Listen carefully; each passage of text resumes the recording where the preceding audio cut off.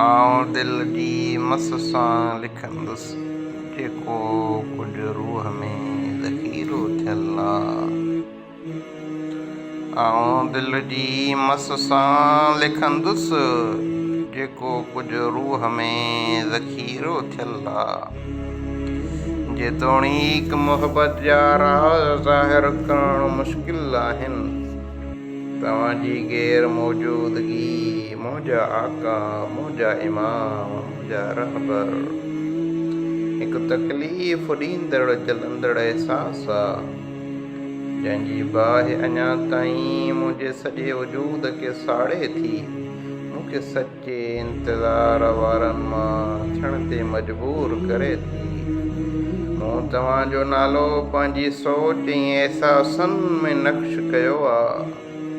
मूं तव्हांजो नालो पंहिंजी सोच ऐं अहसासनि में नक्श कयो आहे ऐं तव्हांजे इंतज़ार जे नज़म खे पंहिंजी दिलि में महफ़ूज़ कयो आहे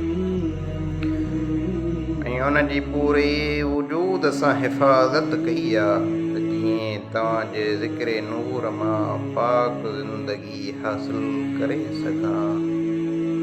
तव्हां खां परे थियण जी बाहि हुनजे भड़कंदड़ शोलनि खां बची सघां। मुंहिंजा आका, मुंहिंजा इमाम, मुंहिंजा रहबर, जीअं ई तव्हांजो ज़िक्र अचे थो, अखियुनि मां ॻोढ़नि जा सैलाब वही अचनि था। मूंखे यादगिरी खंजर हणे थी, मुंहिंजे सीने ते हसरत छांइजी वञे थी। मुंहिंजी दिलि मां ग़म जा सभई आतिशफ़शां टुटी पवनि था।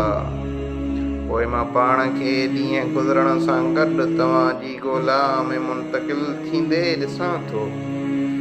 मां तव्हांजे ईंदड़ बहार जो ख्वाबु ॾिसां थो, जंहिंमें ग़म ॻरी वेंदा, ज़माने जो चहिरो मुस्कुराईंदो, काइनात तमामु ख़ूबसूरत रंगनि में रंगजी वेंदी।